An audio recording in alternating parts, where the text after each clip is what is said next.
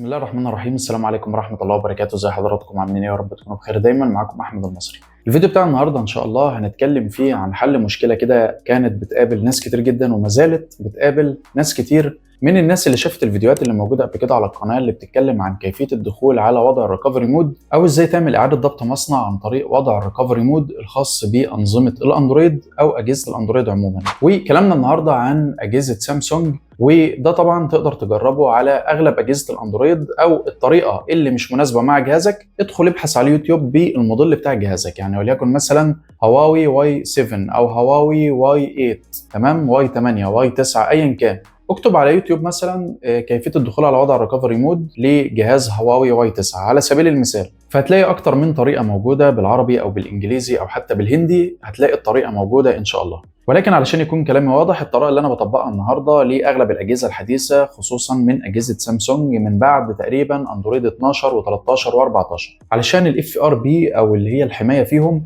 عاليه جدا. فللاسف لو انت بتعمل اعاده ضبط مصنع عن طريق الريكفري مود، لما بتيجي تدخل من بره او بتعمل اعاده تشغيل للموبايل وعايز مثلا تدخل على وضع الريكفري مود، ما بيدخلش معاك على وضع الريكفري مود الا اذا ربطت الموبايل بجهاز الكمبيوتر. يعني لو انت دلوقتي حبيت تدخل على الريكفري مود، مش زي الاجهزه القديمه كنا بنضغط على زرار الباور مع زرار الصوت العلوي الاثنين مع بعض لحد ما الجهاز يقوم، وبعد كده بنشيل ايدينا من على زرار الباور ونستمر بالضغط على زرار الصوت العلوي، فالجهاز بيدخل على وضع الريكفري مود بشكل تلقائي على طول. لكن في الاجهزه الجديده او الانظمه الجديده من بعد 12 و13 و14، وانت بتعمل اعاده تشغيل الموبايل بتاعك علشان تدخل على وضع الريكفري مود، وهي دي التركايه بقى او اللغز في الموضوع ده. ويمكن ناس كتير سالتني في الموضوع ده، انا لما بضغط على زرار الباور وزرار الصوت زي ما انت بتقول في الشروحات، للناس اللي كانت عايزه تعمل اعاده ضبط مصنع عن طريق الريكفري مود، للي ناسي مثلا البين كود بتاعه او كلمه السر او ايا كان النمط مثلا، ايا كانت الحمايه اللي انت حاططها على الموبايل بتاعك، فعايز يدخل على الريكفري مود فبيتبع التعليمات اللي انا بقولها له في الفيديو، ولكن للاسف ما كانش بيقدر يدخل على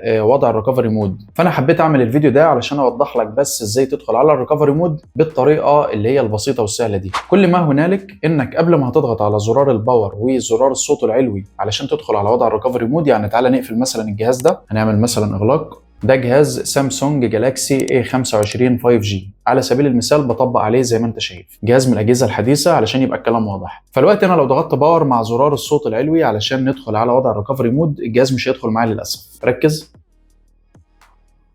الجهاز قام معايا خلاص، انا ايدي ما زالت مستمره بالضغط على زرار الصوت العلوي، للاسف مش هيدخل على وضع الريكفري مود زي ما انت شايف. طبعا هو مش حاسس بيا خالص دلوقتي ولا كأني ضاغط على زرار الصوت ولا اي حاجه، فالجهاز هيقوم عادي خالص وهيجيب لي شاشه البدء بتاع الجهاز، وهتلاقي الجهاز عادي زي ما انت شايف بيدخل عادي خالص وما شافش الامر اصلا اللي انا عطوله زي ما انت شايف. طيب هنرجع بقى نقفل الجهاز تاني خالص زي ما انت شايف كده، هنعمل اغلاق، هعمل هنا باور اوف، قفلت الجهاز. كل اللي انا هعمله دلوقتي ان انا هضغط بس على زرار الباور مع زرار الصوت العلوي، ولكن قبل ما اعمل الخطوه دي اكون موصل الجهاز او الموبايل بتاعي بجهاز اللابتوب او الكمبيوتر بتاعي عن طريق كابل البيانات. زي ما انت شايف هجيب مثلا كابل البيانات او الداتا زي ما حضرتك شايف بالظبط كده، وصلته طبعا بكابل البيانات او الداتا على اللابتوب وهو شغال، حتى زي ما انت شايف نسبه الشحن هنا ظهرت. هضغط على زرار الباور مع زرار الصوت العلوي، نستمر كده بالضغط مع بعض، هتلاقي الجهاز جاب معايا وضع الريكفري مود على طول.